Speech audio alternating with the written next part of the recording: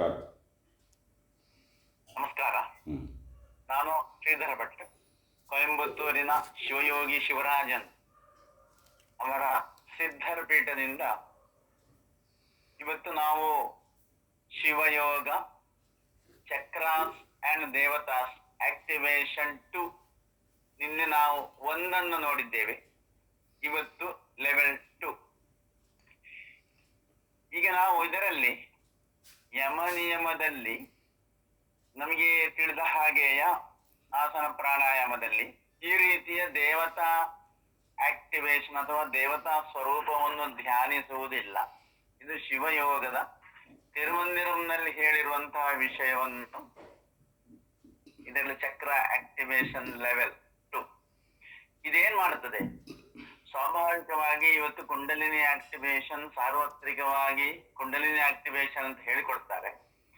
ಅದರಲ್ಲಿ ಇದಕ್ಕೂ ವ್ಯತ್ಯಾಸ ಏನು ಅಂತ ಹೇಳಿದ್ರೆ, ಇದರಲ್ಲಿ ನಾವು ಕುಂಡಲಿನಿ ಸೇಫ್ ಆಗಿ ಒಂದು ಚಕ್ರದಿಂದ ಇನ್ನೊಂದು ಚಕ್ರಕ್ಕೆ ಕ್ರಾಸ್ ಆಗುವಾಗ ಆ ಒಂದೊಂದು ಚಕ್ರದ ಆ ಸ್ವರೂಪ ಮತ್ತು ಆ ಚಕ್ರದ ವಿಶೇಷವಾದಂತಹ ಒಂದು ಸಾಮರ್ಥ್ಯ ಈ ಸಾಧಕನಲ್ಲಿ ಬರ್ತದೆ. ಹಾಗೆ ಇಲ್ಲಿ ಶಿವನ 9 ಸ್ವರೂಪಗಳನ್ನು 9 ರೂಪಗಳನ್ನು ನಾವು ಚಕ್ರದಲ್ಲಿ ಇನ್ಸ್ಟಾಲ್ ಮಾಡಲಿಕ್ಕೆ.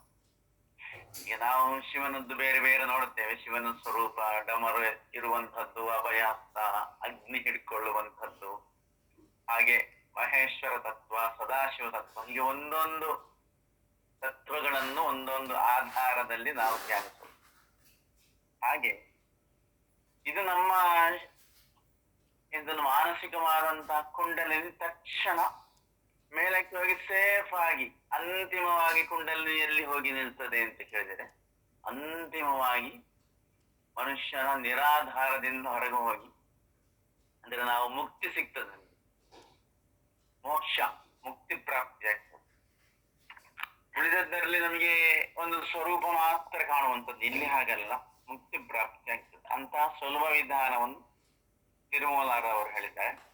ಇಲ್ಲಿ ಏನಾಗ್ತದೆ ಅಂತ ಹೇಳಿದ್ರೆ, ನಾವು ಪ್ರಾರಂಭದಲ್ಲಿ ಮೂಲಾಧಾರದಿಂದ ಸ್ವಾಧಿಷ್ಠಾನ ದಾಟುವಾಗ, ಈಗ ದೇವತೆಗಳು ಅಂತ ಹೇಳಿದ್ರೆ ನಾವು ಗಣಪತಿ, ನಾರಾಯಣ, ಅಗ್ನಿರುದ್ರ, ಮಹೇಶ್ವರ, ಹಾಗೆ ಸದಾಶಿವ, ಬಿಂದು, ನಾದ, ಪರಬಿಂದು, ಪರನಾದ ಮತ್ತು ಅಂತಿಮವಾಗಿ ಪರಮಾಣು.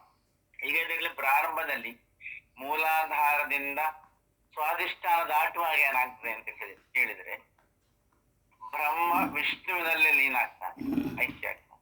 ಹಾಗೆ ಮಣಿಪೂರ ದಾಟುವಾಗ ವಿಷ್ಣು ತತ್ವ ರುದ್ರ ತತ್ವದಲ್ಲಿ ಐಕ್ಯ ಆಗ್ತದೆ. ಹಾಗೆ ಅನಾಥ ದಾಟುವಾಗ ಮಹೇಶ್ವರ ತತ್ವ ಅಲ್ಲಿ ಐಕ್ಯ ಆಗ್ತದೆ. ಹಾಗೆ ವಿಶುದ್ಧಿ ಕ್ರಾಸ್ ಆಗುವಾಗ ಸದಾಶಿವ, ಶಿವಲಿಂಗ ತತ್ವ ಅಲ್ಲಿ ಐಕ್ಯ ಆಗ್ತದೆ. ಆಜ್ಞಾ ಕ್ರಾಸ್ ಆಗುವಾಗ, ಆಜ್ಞಾ ಚಕ್ರ ಕ್ರಾಸ್ ಆಗುವಾಗ ಏನಾಗ್ತದೆ ಅಂತ ಹೇಳಿದ್ರೆ ಬಿಂದು ನಾದದಲ್ಲಿ ಐಕ್ಯ. ಹಾಗೆ ಮುಂದಕ್ಕೆ ಗುರುಮಂಡಲದಲ್ಲಿ ನಾದ ಪರಬಿಂದುವಿನಲ್ಲಿ ಐಕ್ಯ ಆಗ್ತದೆ. ಹಾಗೆ ನಿರಾಧಾರದಲ್ಲಿ ಪರಬಿಂದು ಪರನಾದದಲ್ಲಿ ಐಕ್ಯ ಆಗ್ತದೆ. ಹಾಗೆ ಕುಂಡಲಿನಿ ಪರಮಾಣುವಿನಲ್ಲಿ ಐಕ್ಯಯಾಗಿ ಶಿವಯೋಗಿ ಏನ್ ಸಾಧನೆ ಮಾಡ್ತಾನೆ ಅವನೇ ಶಿವನಾಗ್ತಾನೆ. ನಾವೀಗ ಈ ರೀತಿಯ ಸುಲಭವಾದಂತಹ ತಂತ್ರ ಇರುವಂತದ್ದು ಶಿವಯೋಗದಲ್ಲಿ ಮಾತ್ರ.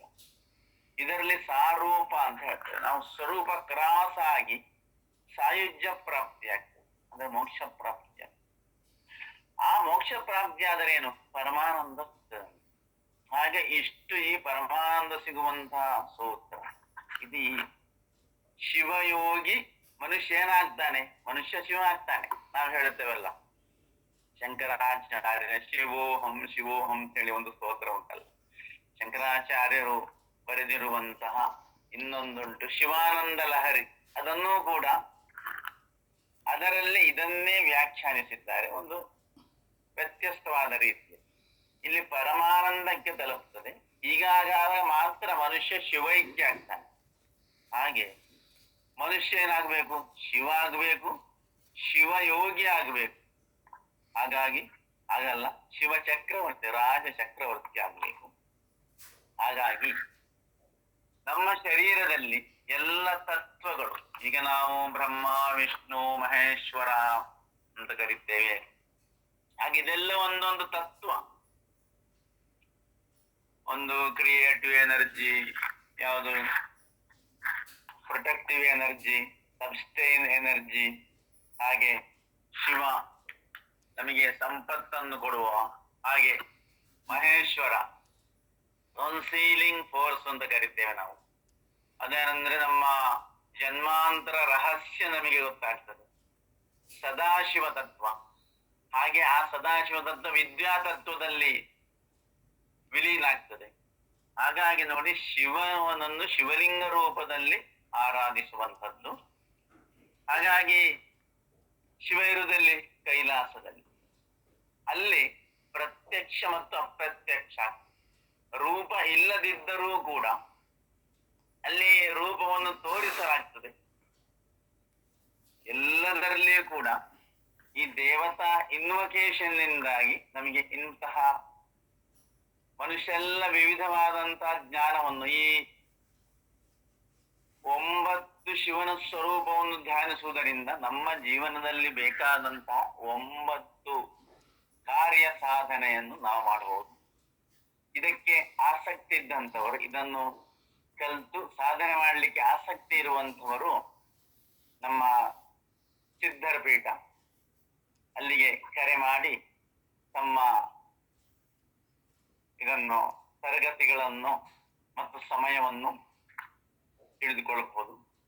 ಹಾಗಾಗಿ ಶಿವಯೋಗಿ ಶಿವರಾಜನಿಗೆ ಫೋನ್ ಮಾಡಿದರೆ ಮಲಯಾಳ ತರಗತಿಗಳು ಉಂಟು, ಇಂಗ್ಲಿಷ್ ತರಗತಿಗಳು ಉಂಟು, ಹಾಗೆ ಕನ್ನಡ ತರಗತಿಗಳು ಉಂಟು. ಮತ್ತೆ ಅವರಿಗೆ ತಿಳಿದಿರುವಂತಹ ಭಾಷೆಯಲ್ಲಿ ತಮಿಳು ಮೂಲದವರು ಅವರು ಮೂಲತಃ ಕನ್ಯಾಕುಮಾರಿ ಪ್ರದೇಶದವರು. ಸಾಧನೆ ಮಾಡಿ ಈ ಸಿದ್ಧರ ಪೀಠವನ್ನು ಭಾರತದಾದ್ಯಂತ ಮಾತ್ರ ಅಲ್ಲ, ವಿದೇಶದಲ್ಲೂ ಕೂಡ ಅವರು ಹೋಗಿ ಇಷ್ಟವಾದಂತಹ ಭಾರತದ ಬೇರೆ ಬೇರೆ ಸ್ಥಳಗಳಲ್ಲಿ ಧ್ಯಾನಿಸಿ ತಮ್ಮ ಅನುಭವವನ್ನು ಸಾರ್ಥಕಗೊಳಿಸುತ್ತಾರೆ. ಆಸಕ್ತರು ಕರೆ ಮಾಡಿ ತಾವು ಈ ಜ್ಞಾನವನ್ನು ಪಡೆದುಕೊಳ್ಳಬಹುದು. ನಮಸ್ಕಾರ.